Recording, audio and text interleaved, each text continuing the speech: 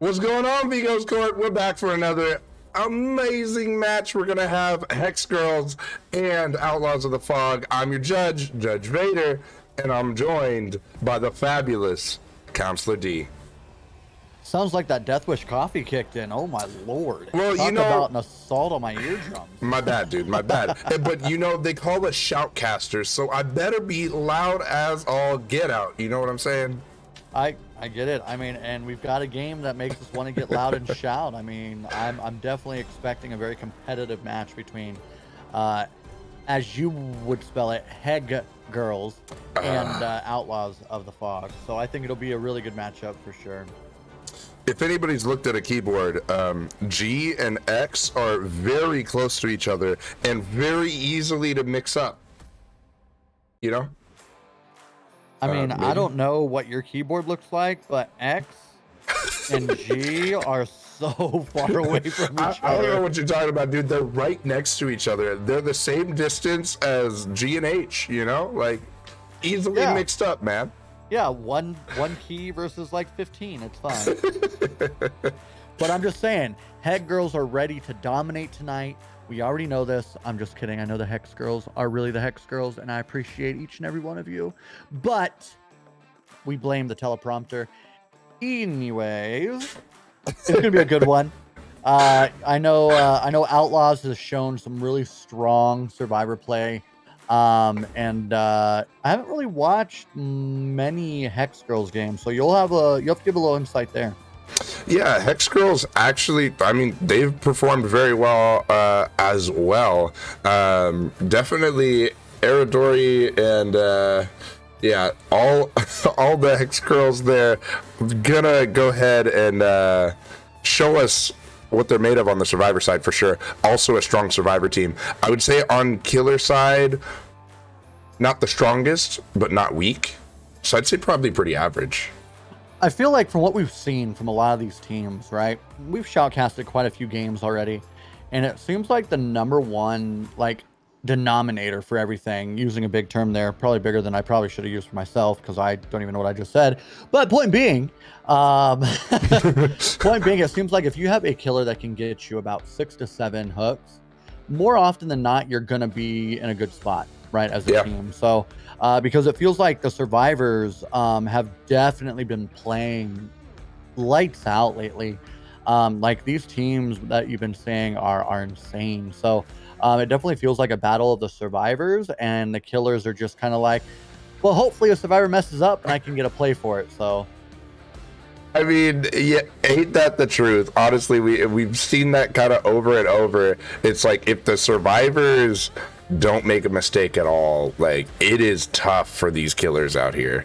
And for sure, these Survivor crews are getting better and better and better as time goes on. And it's getting harder and harder for killers. And so, yeah, you're right. The separating factor is who can cut down those chases as much as possible. And really, it ends up being, we're not talking about a 4K putting a game away. We're talking about how many hooks can you get on top of 2 kills to get a win. And I mean, to be fair, 2 that's kills crazy. is good. 2 kills, I mean, to me, 2 kills per killer is a win. Yeah. Right now, absolutely. It's just you got to put it on your Survivors to show up and not give away 2 kills, you know? And I mean, we've seen multiple times now where teams have not given up a single hook to a killer. So, I mean, if you're playing at that level, I mean, that's about as lights out as you can get. That's ice in the veins. That's Kobe, you know, hitting the game winner, Chef Curry with the shot, you know, like top-notch gameplay right there. Yeah. I mean, honestly, you're right. And I mean, I just feel like these teams, these Survivor squads especially, watch the plays of other Survivor squads and they're like, damn, that's pretty good. I think we should add that to our arsenal. And then all of a sudden you see them doing the same stuff and it's like everybody's elevating each other's gameplay, and it's just, like I said, getting harder and harder for these killers. It's pretty crazy to see. Absolutely. I mean, like seeing a team like, say, Death Wish, that last game, right? That body blocking, I don't think I've seen a team body block like that, other than maybe some top teams in DBE. I don't think I've seen that happen in Vigos yet. That was Arctic Wolves versus Twins and 6 as well. I felt like I saw both those teams to it, but those are the only 2 teams. But I've seen a couple teams take a few body blocks, like maybe 1 or 2, and then just kind of like sit on gens. Death Wish that last match, it was insane, right? So like you're starting to see these newer teams come in and show a certain way of playing and efficiency that is just taking it to the next level. I mean, even who'd we play yesterday?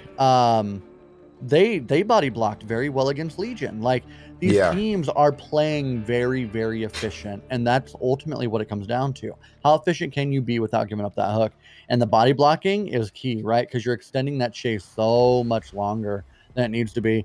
And real quick, while I'm thinking about it, Osuchin Ribeiro, did I say it correctly? Thank you for that raid. Hell yeah, welcome in. Thanks for dropping some people in.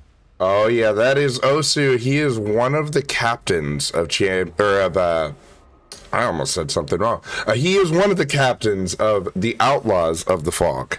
So for sure, raiding in and really trying to get the fans of Outlaws of the Fog hyped in the chat, in here, supporting the team. So love to see it. Yeah, absolutely. Any support to Vigos is huge. Definitely tell your friends, tell your moms, tell your dads, tell your kids, tell your dogs, husbands, wives, pet snail. Make sure everybody gets in here. I love that you use plurals on each one of those things. Like it was great. It was beautiful. My favorite part was the snails. Snails, yes, all of the snails. All the snails. Like, how many pet snails are you allowed to have? I don't know. I know they limit you. They limit you, especially here in the Midwest. I don't think I can have more than 4 dogs unless I have a farm. The federal law is actually 2.5 snails are allowed. Oh. Well, dang. Yeah, 2.5. I don't know what the half means, but it's 2.5. Maybe it's like escargot. You ate half a snail, but you still have half. Okay. You just ate the shell. Yeah, exactly. Does that make it a slug if it's a snail without a shell? Maybe. I don't know. Enough about this slug talk. We'll leave the slugs for in the game, but for sure, these survivors are starting to get in here, so I'm going to go ahead and switch to the killer spot, block them from being able to go ahead and start the game without us being ready, but let's go ahead and review the map we're going to here. Alrighty, so we are going to the Temple of Purgation. It is a red forest map here. Pretty average size, but I'm gonna go ahead and say I actually don't like this map as a survivor. I don't know how you feel, D, but there are a lot of places where this is not friendly to survivors. So as we talk about killers wanting to be our killers needing to be where we have really good gameplay to separate the teams, there's a good opportunity with this map. Yeah, I mean, this map is definitely not friendly. I mean, the way the gen spread is, you typically have 2 over by the like weird pillar thing, like area. You usually have 2 over there. You got 1 over by Shack, but then on the flip side, you've got another one. Like usually got 2 on that back side, usually 1 in a corner. And then you've got the 1 down in the basement. Like, if you're a killer, you don't even go to the basement. Just let them have it. No, you let them have that. But at the same time, like, the amount of times I see this map spawn, like you said, 2 gens at the pillar, and then the rest of the gens are so close to each other on the other side, it's basically like a 5 gen. Like, what are you supposed to do with that? Like, it's a built-in 4 gen, and it always seems like those are the corrupt gens. I mean, it's very true. I mean, the worst case scenario on this map is spawning in the center, right? If you're the killer, because then it's that mixed corrupt. But if you could spawn on Shack's side, then yes, it's very, very favorable. It's hard to patrol on this map if you're not a very mobile killer, because it is, even if you do have that gen, spread that's very favorable, it's still, even though it's like a 5 gen-ish, right, you still kind of do have to patrol a distance to get that. That's the only downside, I think. So I would expect to see a somewhat mobile killer here, potentially. I don't think Like it'll a be Billy. anything like top. Maybe a Billy. Yeah. Maybe even an Oni, right? A Wraith would be good because, you know, there's not a whole lot of pallets on this map, and if they are, they're very unsafe, I think. Yeah. Outside like the jungle gyms. So I think like a Wraith would be very solid. With like a little bit of BAM, right? Oh, there's a lot of good options for this map. I mean, I think it definitely eliminates the lower tier killers on this map for sure. But I Hmm. mean, that mid tier A to upper, and then of course S will be fine on this map. Honestly, I was also going to say this is really good for Deathslinger or Huntress because a lot of the tiles have they're short tiles, right? So all of the obstacles are short enough you can hit over them. You can go ahead and throw right over it.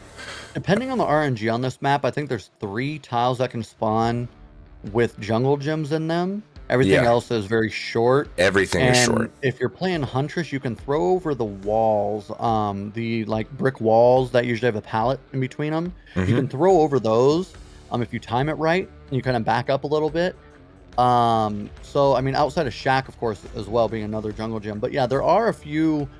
If you get rid of those jungle gyms, I mean, you're essentially got free reign with those killers. Absolutely. Yeah, and I've seen those types of killers do very well on this map. So really good options for both these teams, and we're actually getting set to go already right now. So we will see Outlaws of the Fog killing first, and we see Lunaris being the first killer here. So it will be interesting to see what they bring out. For sure, we do have all the correct offerings, so we're going to go ahead and review what we gotta see from our killer here. And definitely, we gotta see those hooks in order to score points. And definitely, progressions will be worth 1 less point than a hook. Our hooks here at Vigo's Court are back-loaded, not front-loaded, so that death hook is worth more than that first hook. But if you can get a second hook on somebody, you do deny those survivors an extra point. If you do have an entity kill, such as an endgame collapse, it is the corresponding hook plus progressions, and there will be a 30-point total available to the killers. But I'm going to stop right there. Use exclamation point rules in the chat, but we're going with the Nemesis. Nemi being a very popular choice, I've noticed more and more for map pressure with the zombies. You know, you've got his whip, which is a great quick little hit if you've got everybody infected. I mean, Nemi is becoming more and more popular. You know, you see that and the Phenobite being very common picks now, and already fighting the bill, getting a hit with that whip, which was nice. I mean, I think a very solid start for Linares, honestly. Yeah, unluckily though, the pillar gens are actually the ones that end up getting the corrupt here. So not really a 3-gen corrupted. Oh no, Bill taking another hit from the hentacle. Yeah, I mean, that's unfortunate. You know, you would expect to have seen that pillar break, but hey, fast down. 5 gens, already got it down. I mean, if you're Nemi, what do you do here? Do you just take the hook, camp the second, or do you go put pressure on, you know, the other gens real quick? I mean, you've got it down relatively faster than we've seen, you know, most of these games. Yeah, I think that you go ahead and pressure the rest of the map, honestly. The reason I say that is because, look, you're, the Arc Killer doesn't see. There was a zombie that was blinded right next to a generator, so you know they're working on that gen, trying to get it done. And yeah, taking that chase on the down, like going downstairs, I also felt was maybe not the play, but hey, you know, they're playing the game, we are not. So, you know, we got to let them do what they got to do, but you're absolutely right. I would go pressure the ones up top. Like I said, get rid of that bottom gen, because if that's the last gen they have to do come end game, you're in a tough spot. Right. I think the other thing is if you can go ahead and there's another blinded zombie over there. If you can go ahead and get your infection or get your mutation rate all the way to tier 3, that's going to help you later on in the game. Of course, tier 2 is good enough to be able to destroy pallets and really get through that, but that tier 3 is really helpful, gives you that little bit of extra distance to be able to hit from further, cut loops off. Absolutely. And then is it just me, or do we have a little visual glitch here where like there's no grass on the ground I was like, why does this game look so bare and there's no tall grass anywhere? Oh my gosh. Yeah, that's probably a spectator glitch. We've had spectator glitches like that happen before where there's like No corn. Yeah, Yeah. I think we're having the same kind of glitch here. So we're only seeing things that would block our movement on our side, but I think that they are likely seeing everything that they should be seeing. I mean, I'll be honest with you. I think this Nemi's playing it very smart right now. Gotten a lot of pressure, 2 hooks. Only 1 gen has popped. You know, I love seeing this kind of cat and mouse play. I feel like that we're seeing. You see a zombie chasing somebody. It would be smart to go for this tunnel here. Yeah, I agree. I'm still kind of on the side of I want to see them drive infection. Maybe try to hit this Nia with it, with the tentacle here, but it doesn't look like we're going to. And you know what just made me, what I just realized? It makes sense that they're pressuring that gen down underneath. And the reason why, and we can announce it now, that the survivors obviously already know that it's in play, but Ruin. You can't sit on gens or you can't sit on a hook if you're running Ruin. You got to push people off those gens. So I think they're utilizing that as a factor to kind of just keep that gen regressing. So that way they have to keep coming down here and it keeps the survivor busy. So that makes a whole lot of sense now that I've like, oh yeah. Yeah, and definitely Ruin is a very good play for Nemi because with the zombies already pushing survivors off and you get the information every time a zombie's like blinded and you look and just see them standing there. I would say it's a lot of good information. Oh no, are they going to get... I thought the Deborah was going to go ahead and smack them because they weren't looking. Mm-hmm. Yeah, and it looks like Eridori is trying to draw chase. But Nemi looking like we're going to camp to death, which honestly is a smart play. But I mean, Eridori is definitely trying. The flashlight clicks, the typical Nia gameplay, my favorite type of gameplay, honestly. I mean, they need to wait this out. Don't hit there. That's a mistake that I made yesterday. That was so close. If you just wait till they have to grab, you get that grab instead. So still getting a swap, but then instead of getting it down or a kill, you now have to take chase and hope that they don't come to the other person. I'll go ahead and say, yeah, with a lot of the weak pallets here, it ends up being fine. The reason that them getting the unhook in a way is fine is instead of getting a 2-point progression, you just got 3 points. Yeah, I mean, you got the. I mean, I guess it works out point wise. It's just to me, I'm just like, oh, if you're like, my thing is, if you're gonna waste that time at a hook, yeah, force the stage. You've already spent all that time. If you're gonna let them unhook, then go away. You could have put more pressure on everywhere else, you know. Which in hindsight, they did come over to that hook trying to put pressure. But I feel like if you're gonna camp that hook to death, you need to secure that kill. Yeah, it looks like Eridori, the reason she felt fine trading was because of the fact that Deli's in play and going to go ahead and just Deli out off of that hook. So definitely Hex Girl's trying to keep pressuring here, but Ruin is still up, I'll go ahead and say. Oh, this could be a good opportunity. Oh, that was a great read. Just the execution wasn't there. But let me tell you, Linares is playing very, very well. And you know, not trying to say anything negative, but Outlaws, their killers have kind of been that area that needed improvement. And seeing this killer gameplay, if this is what we're going to expect from killers, they're going to be a very tough team to beat. Yeah, for sure. Definitely. I mean, this is a good showing for them. I think I would probably take the Deborah out there because Deborah over there just walking into stones, not being helpful at all. I mean, Deborah just does what Deborah does. It's fine. You know, she's old. Her brain's gone. It's fine. It's fine. Just let her wander.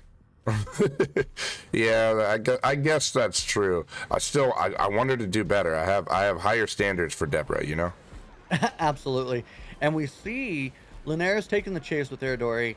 Eridori, from what I've seen, you know, being the flashlight clicker, I'm assuming a bit of a juicer. Ooh, just kidding. Caster's curse. I'm sorry.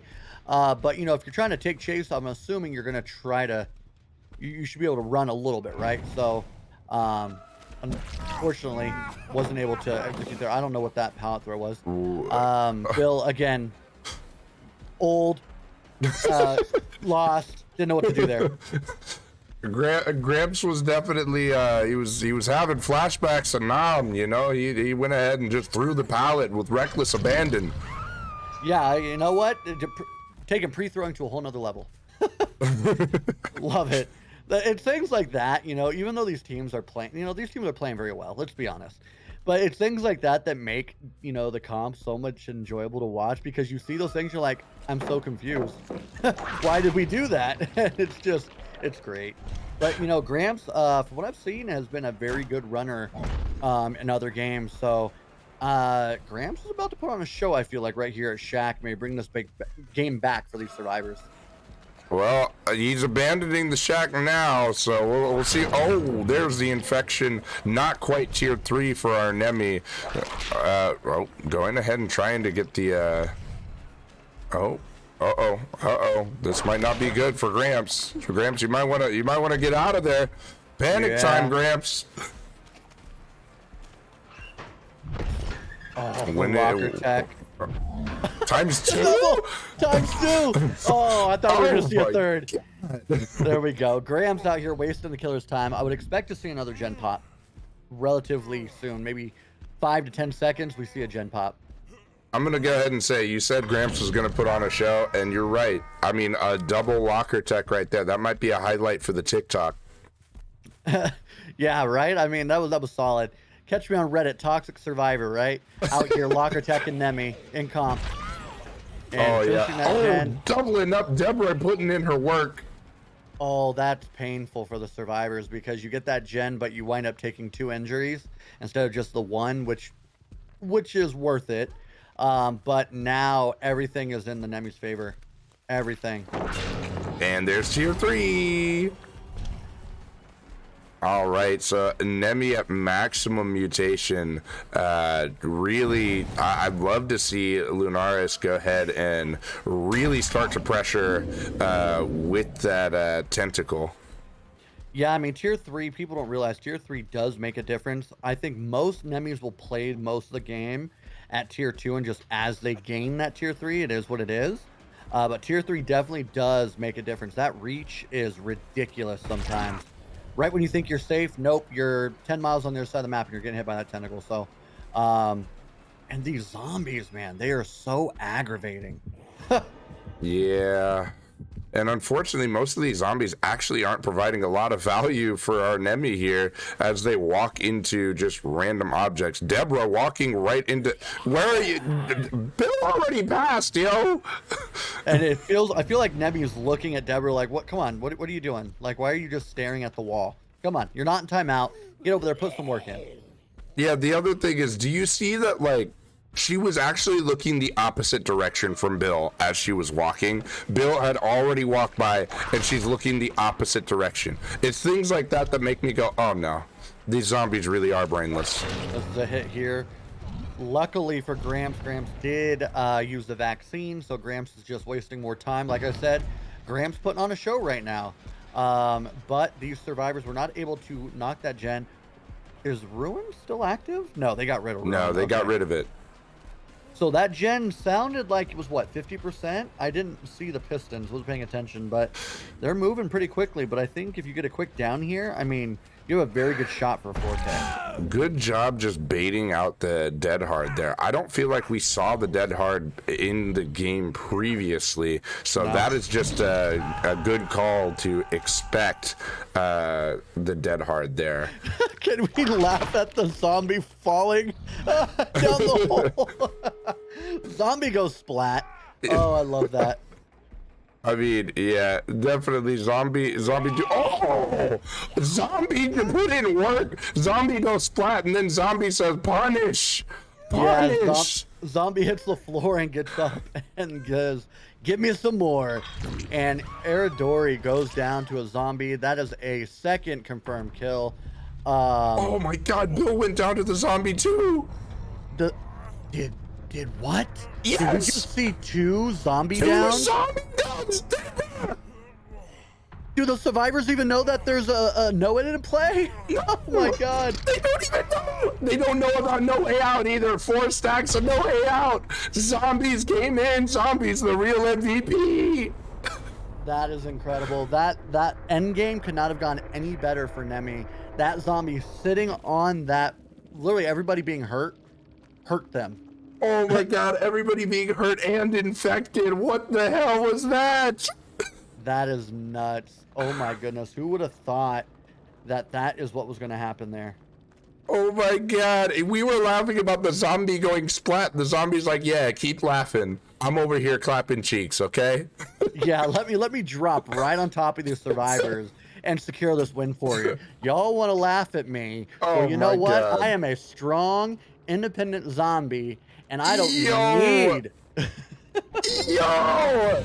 The fact that, like, I was saying Deborah's looking the opposite direction. Deborah over here looking at the, like, logs. What the hell is Deborah doing? Deborah just like, no, you don't even mind me, okay? I'm gonna go ahead, fall down here, and smack what?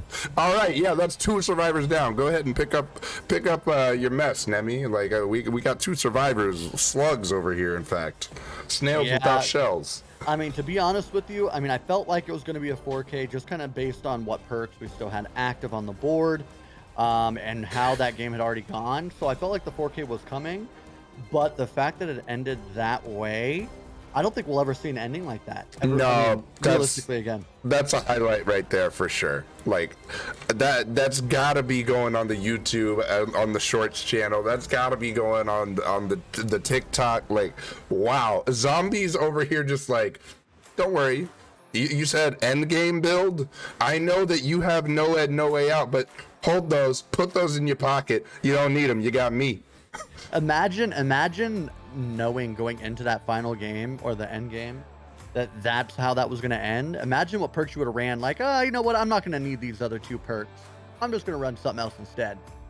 Dude, like, how many times are the zombies brainless, especially in the first half of that game, brainless zombies, and then to have like the zombies go ahead and like seemingly just wake up, pull their head out of their ass, and just like, hey, no, wait.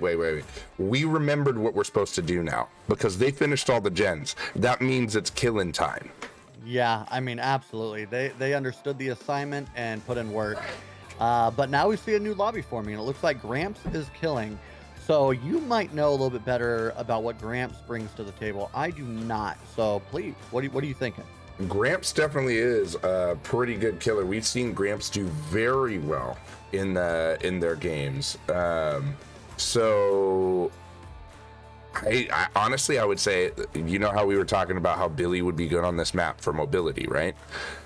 I think Gramps could play a pretty good Billy. So I wouldn't say that it is out of line to think we might see a Billy here. Double engravings, Billy. Let's go.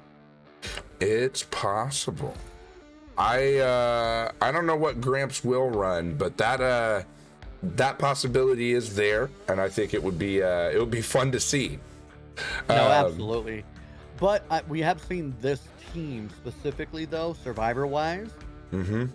They know how to run, no matter who the killer is, and traditionally, right? If you can run, say, your huntresses, as well as I've seen this team run huntresses, you can typically run Billies kind of the same way, because you kind of play it almost the same way, unless the Billy can curve out of their mind, right? Mm-hmm. So, but they're still kind of ran the same way, right? You don't camp the pallet.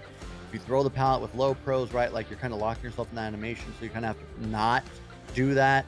And then, Billy's biggest, downfall is just pre-throwing pallets. If you pre-throw it, you eliminate everything. So, I mean, I think these survivors are smart enough to know, and especially knowing how Vigo's Court harps in people's ears, pre-throw pallets.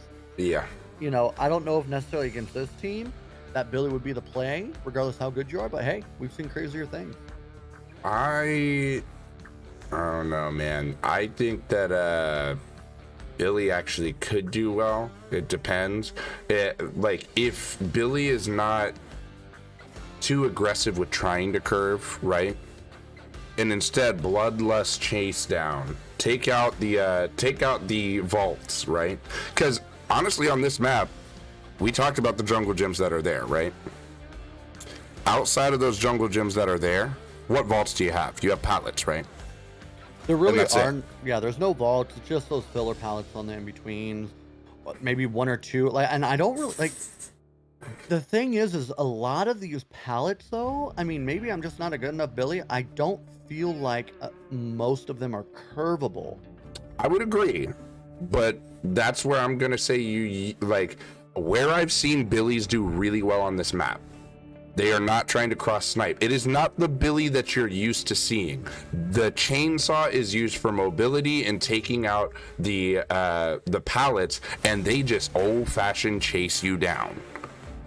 So it's more so the melee chainsaw, if you would, Yes. opposed to trying to curve or Yes. go long distance. That makes sense. And I mean, realistically, that's how you should play Billy anyway, because it's safer. The curves are more fun, right? But the safer option, especially in a comp setting, is definitely get right on top of that survivor and then just let the chainsaw do work. And that's what I've seen Gramps do in the past. So I think for sure, if we do see a Billy, we're going to see a Billy looking to consume as many of those pallets in the early game as possible. And then late game, we'll really see what these survivors are made of, because you're going to see Billy try to go ahead and melee you down with that chainsaw. Absolutely. And it looks like we do have the 4 blueprints and coins. So what's up next? Tell me about it. You know, we're going to talk about how Outlaws of the Fog can go ahead and try to put this match away right here. Of course, they're looking to finish those gens just like their counterparts did. They finished all those gens. But as we see that those gens only total up to 10 points, you know that the other 16 points available to the survivors come from escaping. So unlike their counterparts, they're going to actually try to get all these escape points that they possibly can. So they're going to try to take less than 2 hooks each, and they're going to try to get out of this trial with the 4 escape. That would allow them to get 26 points. For more on these rules, type !rules in the chat.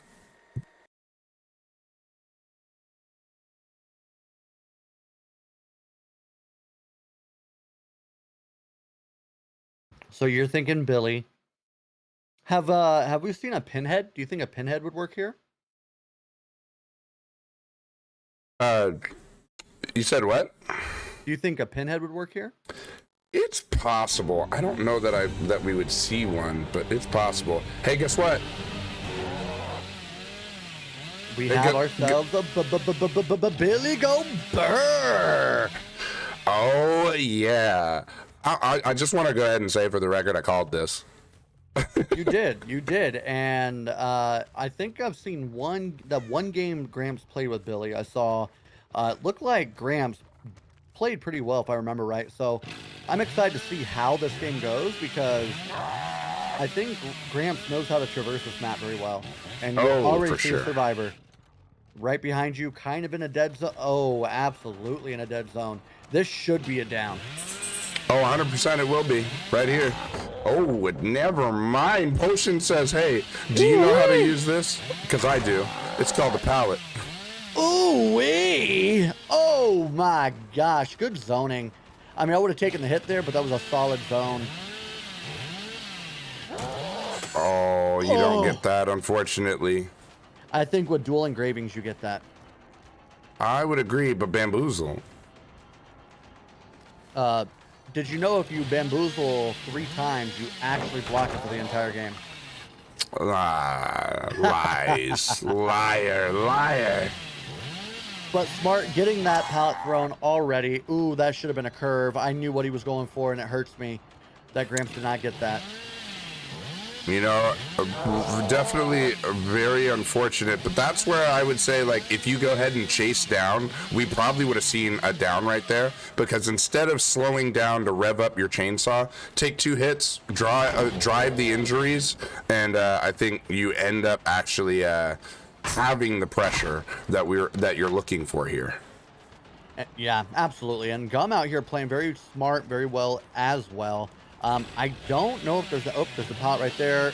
Didn't throw it though. Ooh, oh, catching every corner. Come on, Gramps. We know you got this. I want to see some crazy 6 snipe. Let's go. But Legum out here playing very, very well against Billy. Yeah, definitely. And Gum is a really good survivor. I mean, we're used to seeing this from Gum. Probably going to take the vault. Yep, there's the vault right there. And there's another vault within here. Yep, there he is searching for it. There it is right there. So Bamboozle not really being super effective when Gum can go ahead and use that main building like he is here. Yeah, I mean, Gum is definitely playing extremely well. Probably didn't need to even throw that pallet, in my opinion. I think he freaked out thinking the curve was coming. Yeah, and I mean, Gum is playing very, very well. I mean, you should see a couple gens pop right now. Yep, and there's one. Oh my gosh, do you think we see a no-hook Billy? I don't think so, because I think right now a lot of resources have been used. So I think ultimately somebody is going to go down, but it is definitely really good curve. Let's go. Oh, that is what I wanted to see. That was incredible. Gramps, I do expect, though, to camp this to death, or at least a second. Man. Yeah, I think with as many gens are going, I would also expect it, but it doesn't look like that's what's happening here. I mean, maybe Gramps feels that, oh, that gen is close to, I mean, maybe we're looking to see, you know, get as much pressure as we can still. But I do expect to see that unhook happening. Oh my goodness, that gen. That's a different gen? Oh no. Oh no. Oh no, no, no, no. I mean, I want to see another. I mean, this whole match, I don't even care. He got that snipe. I'm happy about it. And another one. Let's go. Come on, Grams, bring it back. I'm rooting for Billy. Billy's one of my favorites. I want to see this. Let's go. Man, if they finish this last gen here, that's gonna be tough. But definitely, it's not completely out of reach. Billy can bring this back. I mean, Billy has the potential, I think, better than, I mean, just as good as any killer. As long as you're hitting your saws, this game can go from a 2-hook, you know, no K to a 4K really quickly. I've seen crazier things happen. Yeah, and we see 2 survivors here. Not 1, but 2. We have located Le 5 Gum and Le Shep Shep. I didn't even realize Shep was playing, and I kind of feel so bad because we haven't even seen Shep the entire game till just now. Yeah. Shep is over here playing Immerse. I'll say Shep was on We Overslept before switching back to Outlaws there, and I normally had Shep run Deli because of how immersed Shep is. Just amazing on the immersion. And oh no, Vigo's court going down here and not able to get the flashlight save his Gum. Yeah, I mean, unfortunately getting caught out after that unhook. Right now, essentially feeding hook. You know, I definitely feel like they're still in a strong position, but you know that was just that wrong place, wrong time. I feel like. Yeah, I would agree. Oh, almost nailed the hit. Talk about these angles. Like, I am peanut butter and jealous. Like, that is so great. Oh my God. Oh, get some, Billy. Let's go. That was nasty, bro. Getting Lagome with the gummy play instead of the dummy play. You love to see it, but final gen is done. And what just popped up? That's a no, Ed. Now we really can get that M1. And, oh, that's unfortunate. And here comes the snowball. The Billy snowball. I expect another down. Yep, there's no pallet there. You already used it earlier, bud. And that's kind of what we talked about. We talked about the fact that most resources were already spent. So, kind of insane. Can we talk about one more thing real quick, though? Because nobody has attempted to get on a door. Nobody has. Nobody has, which is insane. I mean, Shep playing extremely immersed. I mean, I don't think I've seen Shep get really found other than that initial point. Yeah. I was going to say I didn't think I saw Legum's timer moving either, though, so somebody procced kinship. Yeah, absolutely. I mean, well played by the survivors, but if I am Gramps, I'm wanting to find Shep, and that's who you just found. Unfortunate, but Gramps having a very, very rough early and mid game and end game. Let me tell you. Woo-wee! Like I Yeah. said, Billy does what Billy does, and Billy is having a good time right now. 100%. And I told you this was going to be like the thing that if we see a Billy, especially from Gramps, I'm interested to see how many like how the resources go, because that's what Billy's going to do, is make sure those resources go and go quickly. And then once those resources are gone, the survivors have nothing to work with. No, absolutely. I mean, get the banjo playing, because Hillbilly is having a good old time. And I mean, this is exciting to watch. Good Billy players. I mean, there's very few things that bring me joy in this game than seeing a Billy just come in and go from essentially a no hook game to now putting some serious pressure on these survivors. Yeah, for sure. And now Shep is having to get away from the door. Honestly, Shep's the one you want to get. She's still eligible to get a bonus point here. Yeah, I mean, if you can get shut down, I mean, Survivor's still playing well considering the circumstances. Oh. But Gramps is playing this very, very, very, I mean, almost flawless right now in endgame. Yeah, I want to note as well, though, if Shep did have DS, it's gone. The timeline? Yeah, time-wise, it's gone. Yeah, absolutely. Oh, that's a good play. Yeah, I was gonna say don't take this chase, but now, I mean, now as Billy, you're stuck down here. They can pick up Shep. And get to a door. Okay, so reverse psychology. Leave them down their slug because they have to put 2 down there. Now we're going to this door. Oh no, the other door's where Shep's at. Yeah. Oh no, we see Shep on the ground right here, actually. Interesting. I felt like with the comms there, you would have crawled to the other door. And they and then they take the 2 out. I mean, I know you have a good lead, but I think that Outlaws actually left points on the table. Yeah, I feel like you could have gotten a 3 out here. Power struggle. Damn. No. But you that know, would have needed power struggle flip flop, dude. It doesn't matter. It's a dream. Gramp came in and played great in endgame, but I definitely feel like there was a misplay on the survivors. We definitely could have gotten a third person up with the amount of time it took to chase and get underneath. I don't know if they just felt that Gramps was starting to really snowball and just wanted to take the 2 out to get the extra points.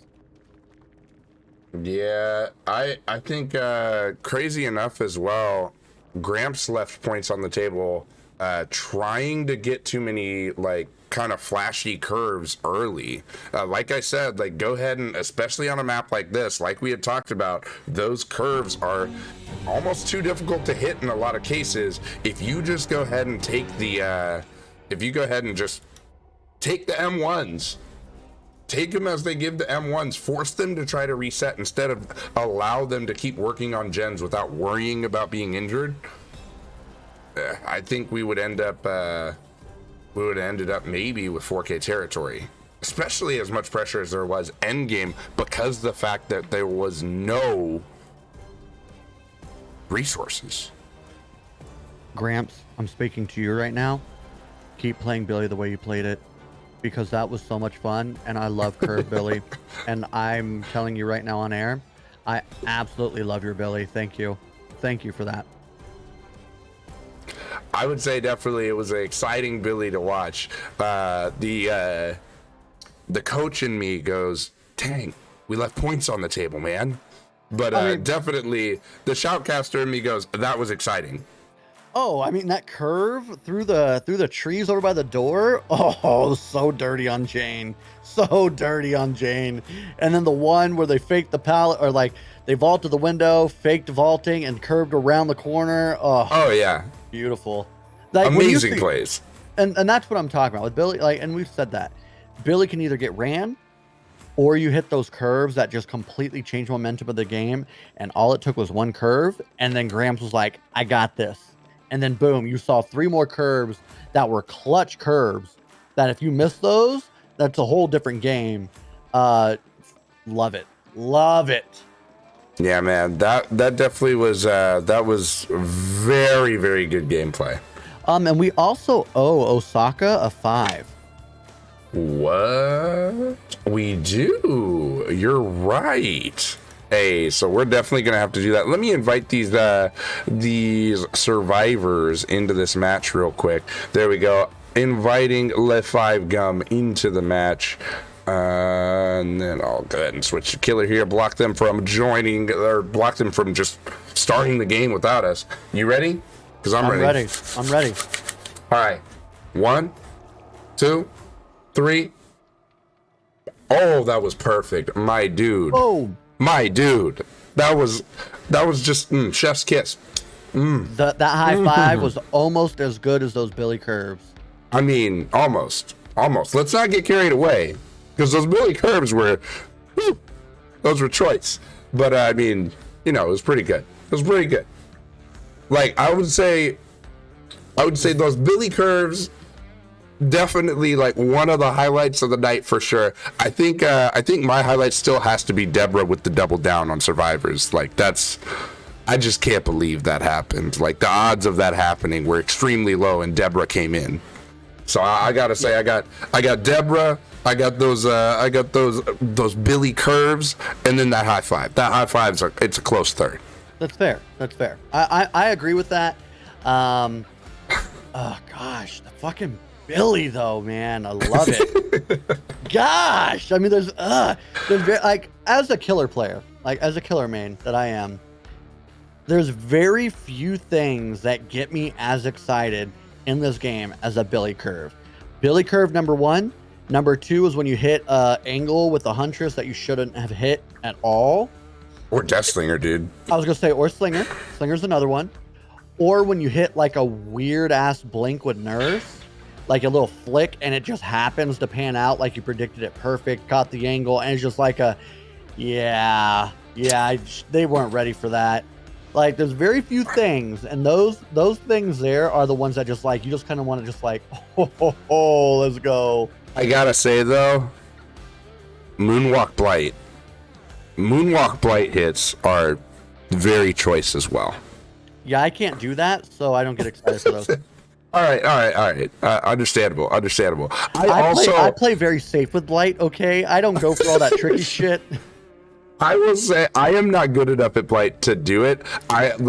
Not consistently. I think I've nailed one of them ever out of like 83 attempts. Definitely a lot of 4-outs when I'm just like trying to attempt it. Just like, no, I have to hit this specifically. Trick shot. Here we go for the montage. And 1 out of 83. Let's go. We're not putting the other 82 up there. We're putting that 1 in there. I'm 1 for 1. We started over. Yeah, exactly. But definitely I've seen other people like Jazzy, French Fry, I think as well, able to hit these like nasty, like I'm gonna go ahead and moonwalk blink, go back towards where I'm like where I'm rushing from, and just it makes me wish I could do it, but it gets me hyped. See, I'm very happy because I feel like I understand the angles for hug teching very, very well. But when it comes to that like weird moonwalk, I've also seen another person named Cav that can like bounce on a lot of the the wreckers cars, and they bounce it a certain way and flick at the same time. So like they look like they're going one way, and then Blight starts doing something along the hug the opposite way. It's insane what some people can do with Blight. So yeah, highly recommend you look up Cav on TikTok. That's all I'm gonna say. You will be blown away with some of the Blight text that you see from him. I'm kind of scared to ever encounter that in pubs. Oh, it's nasty. I mean, but like I said, I'm a very safe Blight, and I'm not good enough to go for the J flicks, the moonwalk bounces like we've seen from Jazzy, or even in like one of the first seasons of Egos, we had Lilith Omen that was really good at moon rushing. So, but do we see a Blight here? Because some of these loops you can hug tech over, and I mean, Outlaw of the Fog is up by 14, so I don't think they will. But does Hex Girls bring one? Wait, other way around. Other way around. Hex Girls is up. Outlaw wouldn't necessarily need to bring it currently. Does Hex Girls bring a Blight? I think Hex Girls might to try to catch up here. But I was actually going to say I think that Outlaws of the Fog brings Deathslinger. Okay, I mean, their name is Outlaws. Come on. Well, here's the thing that I'm thinking too is like when we're talking about Outlaws of the Fog, right? And we're talking about Deathslinger here. They have the lead to where they could try some flashy stuff with that. They haven't used Deathslinger at all yet. And I know they have a really good Deathslinger main on their squad that they might want to bring out. So if they were to do that, if you take out those pallets, right? And you can shoot over the objects. More often than not, you can actually shoot over the top of those walls with Slinger. So it's an easy hit and reel around the corner and smack. So Yep. Go ahead and bring that like hardened chain, basically that purple chain. Make it so you have a little bit of extra time, harder to break the chain. Some of the barriers as well don't actually allow for they don't actually allow for the wall to break it. Like the chain is still over the barrier. yeah, no, absolutely. Deathslinger definitely has some weird hitboxes. This map is not a bad choice to try that. But what was next on the docket? Is it bands? It is, and I don't know that we'll make it through it, but definitely we can go ahead and start talking about it here. We will be looking at yellow items and add-ons, of course, and only one of each perk and item, with the exception of BT. You can have two of those. Definitely there are banned perks within Vigo's Court, including Built to Last, Prove Thyself, Starstruck, Haunted Grounds, Lethal Pursuer, Boons, and Clairvoyance. And there are a lot of other rules here, but we got to go right into this match. It is starting now. Exclamation point rules in the chat if you want to know more. We have a Spirit on our hands. Not who I would have expected, to be honest with you. But hey, you know, Spirit definitely can put some pressure on the map. Spirit is definitely not as strong as before, but Spirit can still put some work in. So this is a solid, you know, killer to try to bring the game back with. Yeah, for sure. The mobility is huge. You can go ahead and still you can try to straight chase. And this map, honestly, it's really good for straight chase. It's not great for mind gaming because of, like what we're seeing here, these really, really short tiles. Just barely missing that phase. Yeah. I love it. I mean, unfortunately, just barely missing that. That would have been a huge down already. And it appears that Potion's out here giving the Spirit a little run for their money. So, curious to see. And, great read by the Spirit. Great job, Iridori. Yeah, definitely going to be a pretty good early hook here. But we had heard quite a bit of progress, and we saw no ruin. So these survivors probably will finish a gen here soon. Ooh, what good map awareness to know that they're over here, though. Yeah, I mean, that gen's pumping. I mean, you're looking at about an 80% gen there. Going to start regressing in about 3 seconds, and then you've got somebody go for the save. So you definitely know somebody who's on. There you go. There's that unhook, and probably will take that body block. The only thing is with Spirit, if you take a body block, you've got to get away quickly. Oh, wow. Heads up play, going for the down on the pallet instead. Kind of giving that fake like you were going to hit the body block and then kind of sneaking around that there. Oh, did you see that? A little patience there, waiting for it. Yeah, but waiting to see if somebody's coming back. Really interesting not taking that, continuing to take, there it is. Okay, that's what it was, waiting for the flashlight save. Legom trying to get a little tricky with it, hoping to get a play, a little cheeky play there, but Spirit a little smart on what to do there. But I would expect to see a hook here. I would have to agree. Interesting to see letting Shep go.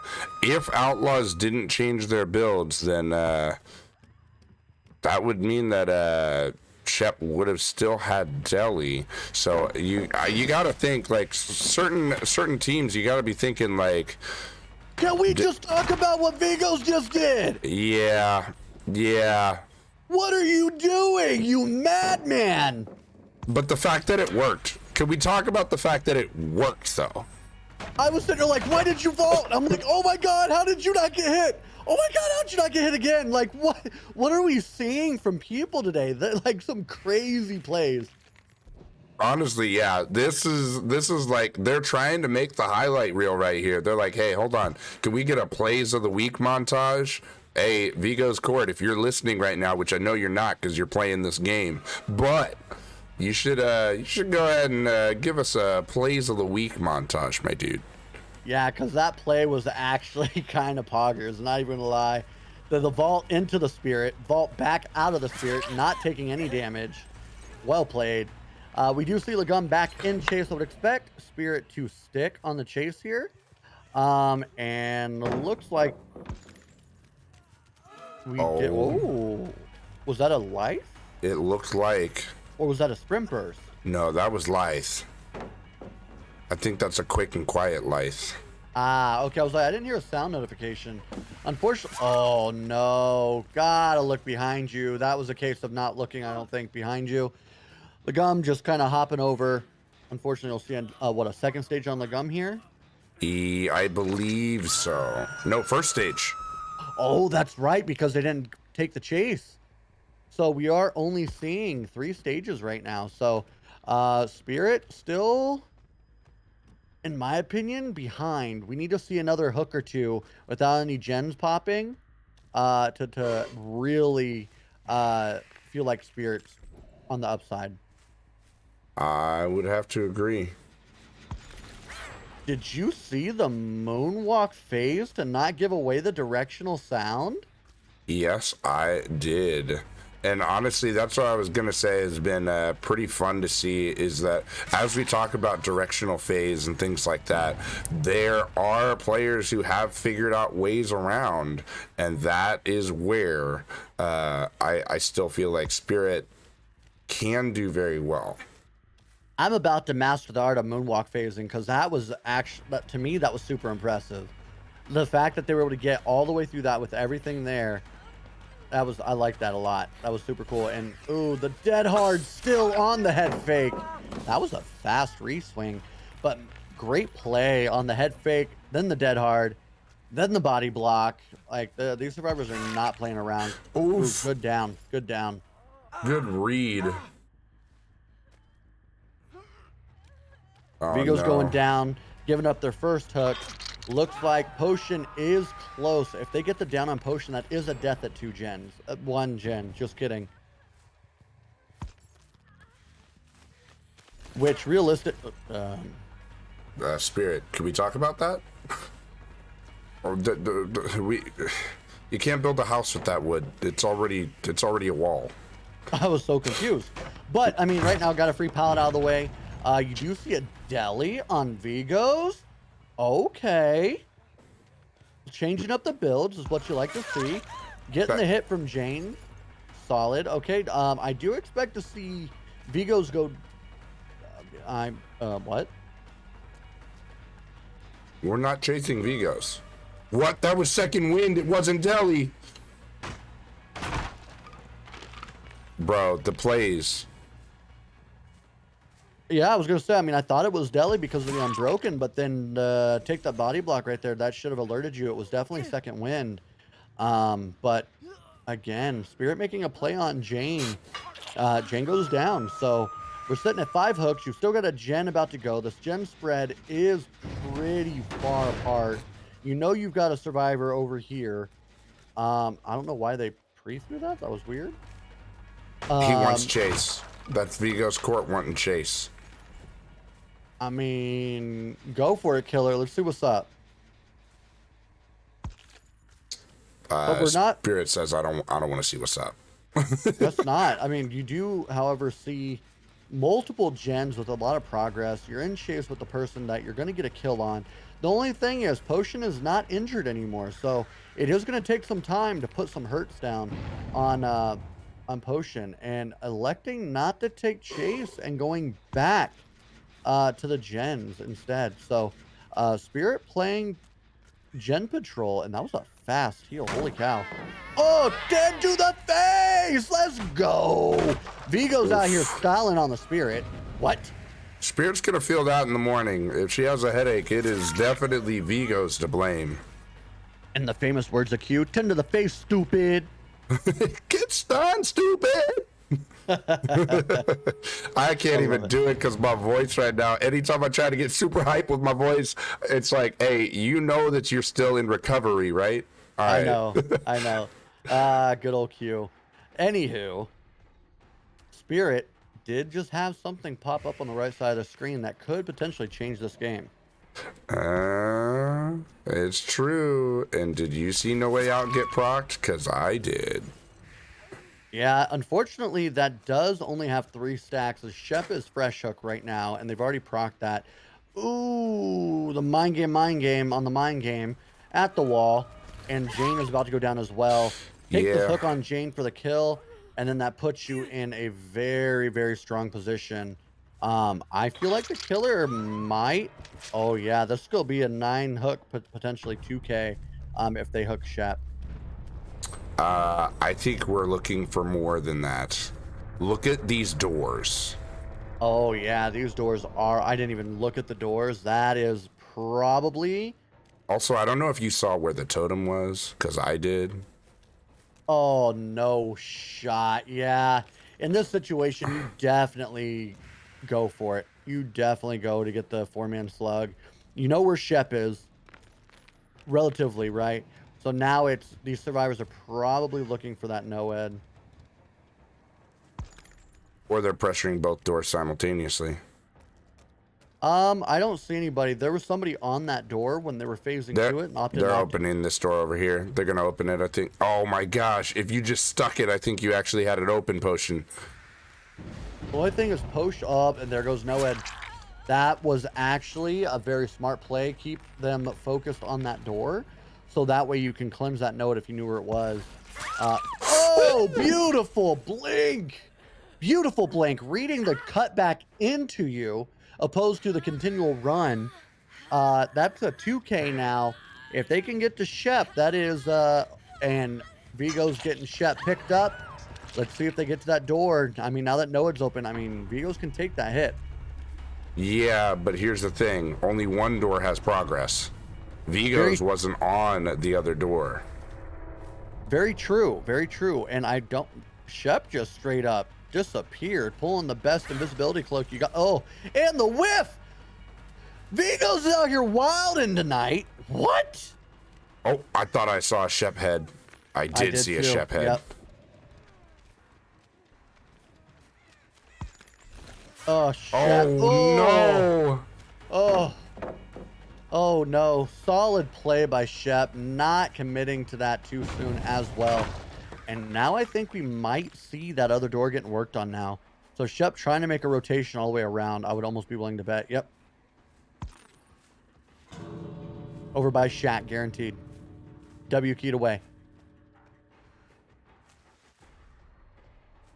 Is Shep running Iron Will? I don't hear her at all. No, I think you're right. Shep went all the way around Shaq, and our Spirit doesn't know because Vigo's opened the door on the opposite side of the map. This is 2-out territory. Yeah, I mean, from what should have become a 3K. Oh, wow. And I think that Shep does make it out. That noise. Yep, there it is. Shep clutching up in the end game and getting that 2K, playing very, very deceptive, very deceptive there at the end. Solid showing from Outlaws, and honestly, a solid showing from Aradori. For sure. This is still not out of reach. It's only a 12-point game. And as we do know, typically Outlaws have struggled with killers. So if Except for when zombies help. Except for zombies, yes. Zombies all the way. I would expect to see Hex Girls come out and put up a good showing and potentially, I mean, do we see a tie game again? Oh my God. Another one to end the night? Just have another one? Dude, it's possible, because I'll go ahead and say it was a 9-point difference in the last game when it ended up being a tie. In this one, it being a 12-point game, it's possible. It's possible that we see another. Ugh, that would be crazy. I mean, it's close, right? I mean, what is that? What is the score? Let me look. I had the wrong screen up. Sorry. The score is 44-56. Yep. It would need to be. I mean, Hex Girls would need to have a very, very solid showing. But realistically, Outlaws of the Fog just have to get what, 1 kill? Yes, I believe. Well, it depends on hook states. So, what if so? How many points? So, if all 5 gens got done. Yep. That's 10 points. 10 points, and 3 survivors get out. 3 survivors getting out. That would be 1, 2, and 4. So that's 7 points. So that would be 17 points. So that would be 17.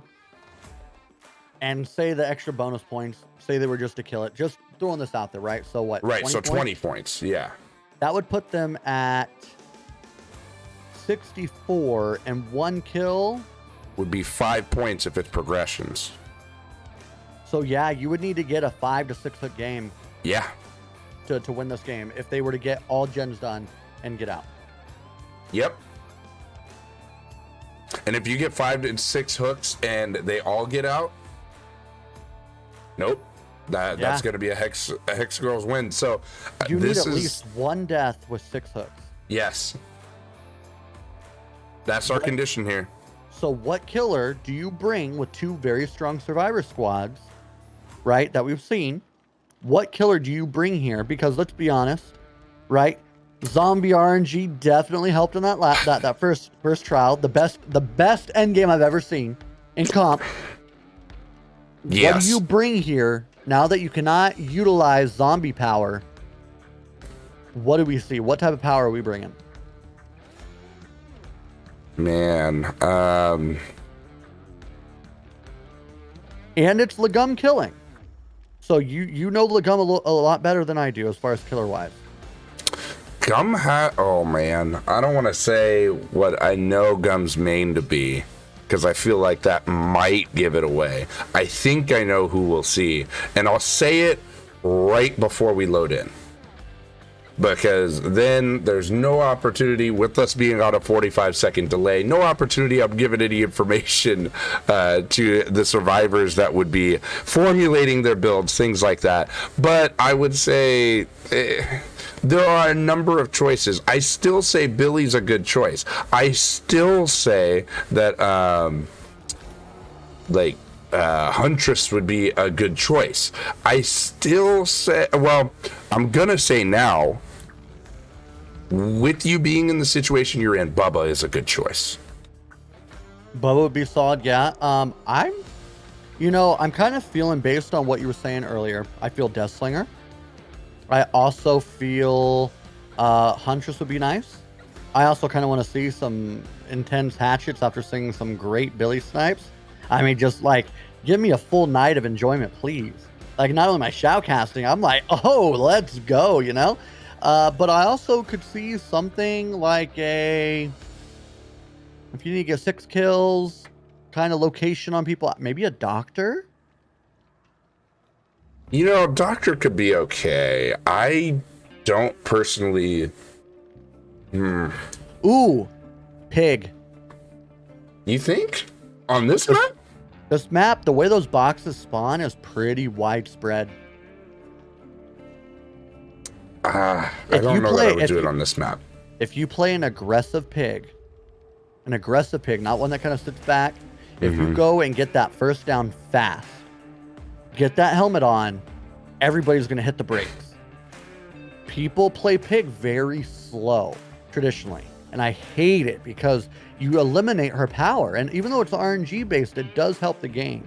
So I Right. think on this map, if you can get a a bear trap on fast, I think a pig has a good shot to get 6 hooks. Run that with maybe a deadlock, a corrupt, run maybe Thana, because Thana does affect how quick those boxes come off. And then like a Noed or at the end there, I really think you can make an impact. So, yeah, there's, man, I really want to say it. But I'm just waiting. I'm waiting on them to ready up right now, D, and then I have a question for you. I completely do. Because I think I know who we're going to see here. Like you said, I know Gum pretty well. I think I know who we're going to see here. I'm actually checking their killer uses right now to see, would I bring it here? Have they brought this person already? And maybe I'm wrong, because actually they do have a use on this killer already, so they may not want to fully consume this killer yet. But what are the records of Outlaws? Outlaws of the Fog right now is looks like Outlaws is 2 and 3. And Hex Girls are what? 3 and 2. So this is a must win for Outlaws. Yes. So if you have a killer that they've already used and you have to knock it out and you have to win and you feel like this is the one, then bring it now. Yeah. I mean, that makes sense. Looks like the lobby broke. Yep. It says finding server. And I just got sent to invite to the new server. So let's see. Broken lobby, oh my god. You know, these devs did a pretty good job so far. Lobbies never break. It is Lobby Simulator. Well, LaFive Gum saying, I think we all know why this happened. And I will go ahead and let you know, this is kind of a running joke with Gum. Gum, for whatever reason, if you are in a lobby for more than like 2 to 3 minutes, it doesn't matter if it's Swift or whatever, if everybody is not readied up within 2 to 3 minutes, he gets kicked. It's that gummy power that we were talking about. I mean, it's just too much power in the server. The server's like, okay, we can't take this. We need to get into a game. Come on. Right? Yeah. I'm going to go ahead and get into the spectator role, allow for them to go ahead and ready up whenever they're ready so that Gum doesn't get kicked again. But I hope he confirms that the map is set. So I went ahead and sent him that message for sure. And they are good to go whenever. Oh my goodness, though. Do you see the title of this Nancy's gamer tag there? Apply to the forehead. I love that. I don't know if you heard me during the Twins match earlier today with Arctic Wolves, but anytime Victor gets crushed, I dub that applying the sneaker to the forehead. So apply to the forehead. I love it. Oh, I heard it earlier.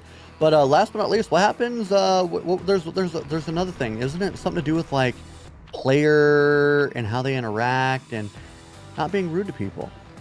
You're talking about penalties, aren't you?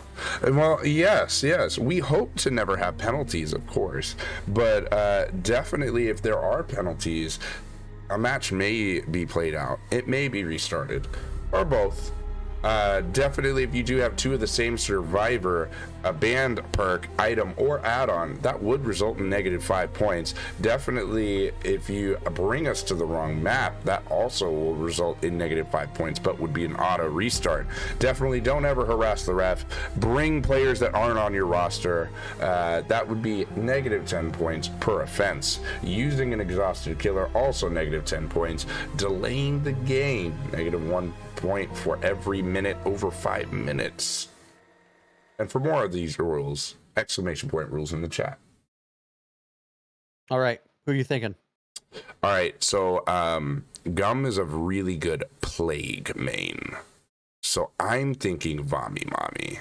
What do you think about Vami Mami on this map? Vami Mami on Temple of Purgation, her home map. Home field advantage. Oh, I was right. Oh, man. Here we go. Well, Plague, as we have seen recently, has become a very, very popular pick in comp. A lot of pressure if you play a very aggressive skill check getting missed. Not what you want to see this early, but I mean, as you see, it looks like one survivor. I don't see a second one running off to the left there. So it looks like Eternal Jade already being found. Do you think that was a ruin check? Like they tried to get off the gen to check for ruin, and it was just like, here, have this skill check. Oh, I guarantee you that happens every time, And Lagom getting good pressure, and you see, not broken yet though. Kind of crazy. Yeah, do we have double effectiveness here? I don't know that we do. I don't think we do, but I still feel like we've seen a lot of that throw up hit the survivors. So kind of caught me off guard, the fact that we didn't see that, break that quick. But now you've got two. It looks like it's more so the interaction. Yes. So looking at that, you now have two survivors that are one hit. Do you cleanse? I mean, now that you've got two that are potentially about to be, that was that threw me off. I was not ready for that. I also don't know how the gravity worked on the vomit there, because it looked really interesting. Like normally the vomit like flies a little bit more further up and stuff, but it looked like it was just more like falling down out of her mouth instead of projectile. Yeah, it was definitely interesting. We do see a brutal strength right there from Plague. So very interesting build. Probably just trying to go for the fact to shred pallet, so that way you can get people sick on the pallet, break that pallet, and then get right and chase with them immediately. So a very interesting perk, I think, to add right here. Yeah, and definitely, I don't think we see anybody cleanse initially here. We do see somebody who looks like they're going in for the save. Plague's going into pressure, but I don't think you make it there before the unhook happens. I mean, why? I guess I'm crazy and thinking this way. Why do you send the healthy survivor to get the unhook on a sick survivor? Oh, you're not crazy. I was questioning the same thing. I don't actually know. I don't know why. I don't have a reason other than maybe that's Delhi. Maybe, but even then, I mean, you can hold off, I would assume. I mean, maybe, I don't know. I'm not playing in the game right now, so I can only speculate, but now we have a broken survivor and a down. I mean, Plague is just kind of mowing through these pallets right now, and I feel like we're using a lot of resources to only have 2 gens gone. Yeah, as well as everybody's broken, you might as well have Noed up right now, you know what I mean? Oh, absolutely. You've got a built-in Noed base kit right now, every killer main's dream, with gens still up. And I mean, you've got two pools of the corruption. I assume that, we're going to see an absorption right here. And now it's just, you just made Plague one of the strongest killers in the game right now. Yeah. I think now that she has power, you may see cleanse. I think we'll see cleanse, but you got to think that means that Eridori might go to second stage without this kill. Don't know if that was Deli or what that was, because they're infected, but you love to see it. But I do expect to see a down coming in with that you know, Corrupt Purge being able to go long distance. Yeah, I think that was Deli for sure. We didn't see scratch marks going the other direction or anything for another survivor. I think that was our Deli. And Deli is putting on a pretty solid run here. You know, just holding W, getting away, and that definitely felt very decisive-esque. Uh, so Plague opting to leave it. I would almost just eat it at this point because you still have your power, or does that knock you out of the power for that? I think getting stunned by it does knock you out of power. Even with decisive? Yep. Oh no. You opened the wrong one. Oh, and there we go. Getting that hit. That is huge, but I do think we do see oh, the gum coming out with the head nods is like, yeah, gotcha. That's unfortunate. So that was a bait, actually, on the DS. Either that or a missed DS. I think that DS might have just expired with how long it took to find that survivor and actually get to them. I think it was just barely long enough. You do see that gen underneath finally drop, and this gen coming along fairly quickly. Hex girls are playing very well right now, not cleansing and playing on the wild side. You are seeing them execute very well.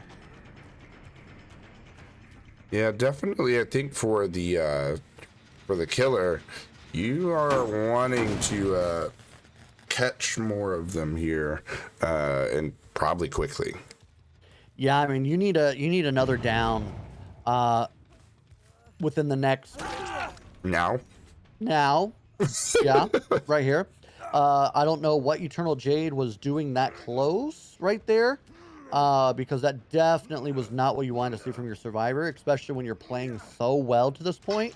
You're kind of that was, you know, definitely a mistake that kind of just put the power back in OTF to hopefully secure, you know, a win here. Ooh, the flashlight click. Okay, stacking bodies. Is that who that was? Was that Aradori? that was Aradori. Aradori coming out here like, okay, come on, come at me. You ain't gonna get me. For sure. And we see still chasing Plague. You know, that's very bold of you, but Plague seems to... What? This So again. maybe I was right. Maybe it was the DS play that had just barely ran out. Get stunned, stupid, to the Plague. Love to see it. Aradori putting on actually a pretty solid run, but I have not seen Eternal Jade get unhooked yet. So there's that death that we wanted to see, right? When we were talking earlier. Oh, Nope. my God. By a bees, you know what? Do they get the save? Holy moly. Yeah, that is pretty insane, honestly. Are we just going to go get the Corrupt Purge? Yes, we are. I think we are, but I do think that everybody's going to cleanse, so it's not even going to... There you go. It's not going to matter. You hope. You need a fresh hook survivor. You want to find apply to the forehead or stacking bodies to just camp to death. Oh, I think. no, yeah. I'm looking at this right now, and... Oh, man. That's tough, because right now, they're in position, believe it or not, to be able to get out. That dead hard though. Oh! My gosh, that was a pixel of vomit hit his Achilles heel, and he goes down. You know what? This should be a death. That was the straw that broke the camel's back, specifically Ace's back. Yeah, I mean, Outlaws of the Fog, I think this is going to come down to the final. Oh my God, the final tally is what this is going to come down to. I can't wait to see this final score. No way. Does this hold out at OTF winning by 5? I think that score is accurate. I'm waiting to see. I'm waiting for confirmation from my ref. So I'm waiting to hear that is the final score. All right, the match is complete. That is the final score. So, yeah, we just saw Outlaws of the Fog take this by 5 points. That is incredible. Both sides played very well. In that last game, the fact that they did not cleanse the entire time and essentially played with no ed active the entire game and still almost brought that back. I mean, I think, to be honest with you, I think the only mistake that would have made a difference for Hex Girls was that ace getting found right there in that main building. Otherwise, I think Hex Girls would have taken that. Man, yeah, that was tough. That was a really close game.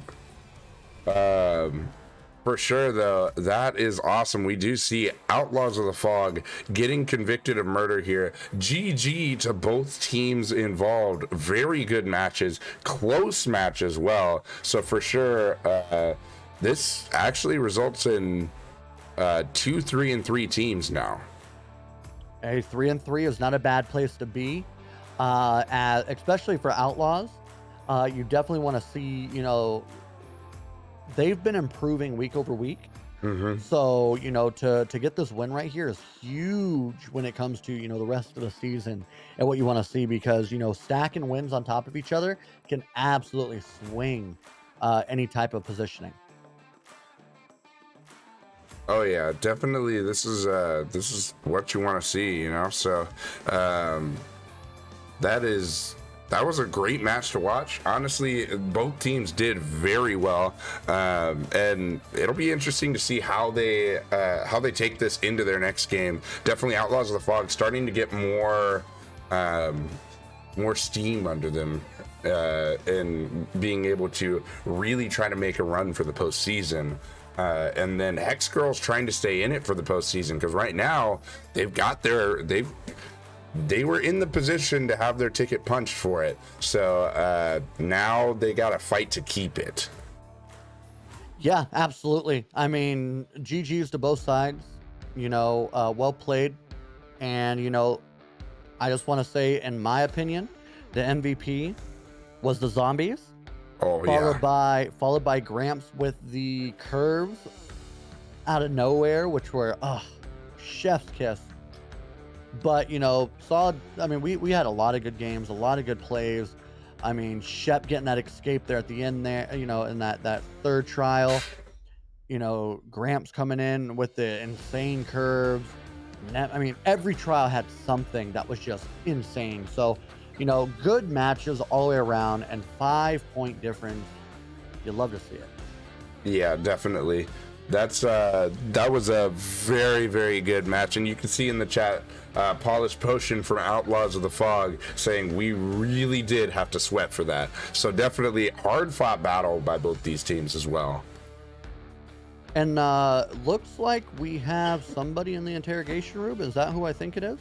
Oh my lord! It's a Shep back at the desk. I don't know if this stream can handle all of us on the desk at once. Oh my gosh, we're just missing Q, right? And then we have the whole gang here. Oh my gosh. All right, Shep, I gotta ask, what was going through your head at the end of that game? Which one? The one where, was it the Billy game? Was it Billy? No, I think it was shoot. What was the other killer they brought? Spirit. It was Spirit. Game? Yeah, the Spirit game. Yeah. Third match where you just disappeared, and then all of a sudden you're at the other exit gate. So I'm the self-proclaimed hide-and-seek queen on my team. So I just knew I had to go in, do my thing. I didn't really think about it. I was like, I just gotta trust that I can get myself out of the situation. Rambo came in to protect me as well. So as soon as I saw she had gone the opposite way of me, I kind of just doubled back and just ran. So did you run all the way around the main building, or did you go back through that jungle gym to the door? I went back through that jungle gym to the door. I actually passed gate. I was in, we call it zone 4. I was by that gate over there, and everyone was like, she's over there. And I was like, I just gotta go, guys. I gotta run. Yeah, that was nuts. That was nuts, because first it was the missed phase by, inches. Then you get you get the vault. Then you get the vault again, or the pallet throw. And then it was just like where did they go? Like, you saw the scratch marks, and all of a sudden everything was gone. There was nothing. And I'm like, did they cycle back? I mean, that was incredible. That play, I mean, from the survivor side, I think won it for the team. You getting out of that situation, because if you go down there, we're looking at, I mean, a complete point swap. Yeah, we knew it was really vital for me to get out. I think I hadn't been hooked at all, or I'd only had one hook, so we knew that I really needed, me and Rambo both really needed to get out there. I mean, I will say we have actually practiced against Spirit a lot, so I knew if I doubled back on my own scratch marks, she was going to have a really hard time finding me. No, absolutely. And then I'm sure you were probably, I don't know if you saw this, but did you witness Vigo's vaulting into the Spirit missing, and vaulting back over the pallet, and Spirit missing again? No, I didn't get to see that. I think I was elsewhere on the map, doing things over there, but I believe it. Rambo is a fucking juicer when we need him to be, so. I mean, today was a different survivor I've seen from Rambo. Let me tell you, that was exciting.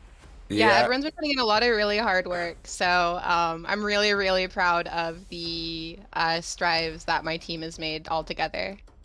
I mean, they're definitely listening. I mean, you know, I felt on the survivor side, y'all played very strong, which you have. You know, granted, you know, you take out that Billy game, which, I mean, you guys still won it. I feel like maybe we could have gotten a 3 out there. But you still, I mean, in my opinion, you did exactly what you needed to do. You got points, you were up. And then on the killer side, you know, we saw very strong killer showings. Even the plague match did just enough to win. You know, and we talked earlier, you know, the killers have been kind of a struggle. As I think for every team in Vigos right now, killers have kind of been those, you know, the weaker spot. Your killers are coming around, and it's super awesome to see, because now you're starting to, like, 5 points. Next week is going to be by 20. Yeah, our killers have been putting in a lot of work, so I'm really, really proud of them too. I mean, Luna is always pretty solid as well. Gum, I mean, he's our plague main for a reason. He knows plague really well, and he understood what he needed to do to secure us the win there. Would you say he understood the assignment? Yeah, Oof. Gum absolutely understood the assignment. Absolutely. No, it was a good time. I mean, I don't know about y'all, but I mean, I was on the edge of my seat for a lot of those games. I know Vader was as well. Oh, yeah. And I'm seeing in chat, Cup of Jojo, Polished Potion, Le5 Gum, all saying Shep was screaming in the chat. Literally screaming, flipping the fuck out. LMAO. So definitely sounds like your team was over there like, oh yeah, no, we know that Shep was feeling it. Yeah, I had really bad anxiety, so I was stressed out, but it's not, like, I just actually have anxiety. I had all the faith in my team. I knew they were going to be able to do this. Actually, it's when I get really quiet that they should be worried. Right, yeah, I feel that. That's, honestly, I know several people that, like, as long as they're loud, I'm not worried. As soon as they go silent, I'm like, buddy? Yeah. Yeah, so definitely understand for sure. And hey, honestly, those were really exciting games. Definitely bringing Gum in. I was actually afraid to say who I thought Gum was gonna bring, because, like, I know Gum is a really good plague main. We knew you knew it. Yeah, I was like, I'm not saying anything. D's like, who do you think Gum's bringing? I'm like, I'm not talking, not until we're loading in. No, it was a good match. This is what you expect from CompTBD, is close matches like this. So incredible. Oh my gosh, yeah. Definitely. Are you guys looking forward to trying to make a run for that postseason? You guys are definitely in the running. Yeah, we've been putting in a lot of hard work, so we're definitely we are gunning for it. We are definitely going to make that push as hard as we can to make it to postseason. I think we can do it. The Outlaws are gunning for the playoffs. See what I did? Finger gunning. You know, Somebody accused Shep of always having a pun when she was at the desk earlier today. I think it was Aerodori, but Somebody called me out, yeah. yeah. So coming out with the puns again when she's able to come into the interrogation room. Shep really do have all the puns. Honestly, it's not intentional. I didn't realize I was making a pun until you guys pointed it out. So It's okay. I respect good puns. It's okay. Dad jokes for life. All right. 100%. There's nothing wrong with that. Two dads at the desk right now. Like, we're never gonna have a problem with puns. Well, oh my goodness. Shep, great job. The team did well. yeah, thank you. Being the captain, correct, or one of the captains. Yes. Team is definitely coming along. But unfortunately, though, y'all were convicted of murder. But that's a good thing. In Vigo's court. Oh yeah, in Vigo's that is good. That's what we want to hear. All right, so definitely, as you guys heard, Outlaws of the Fog is convicted of murder here, and that's all from us tonight. So, like, hey, be ready to come back with us next week. We will only have games Wednesday and Thursday of next week. We won't have Friday or Saturday games, as it's the week of Christmas.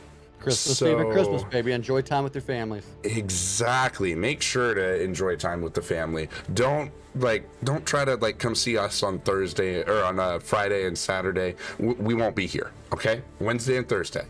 Wednesday and Thursdays when we'll be here. So court is adjourned. We'll see you then.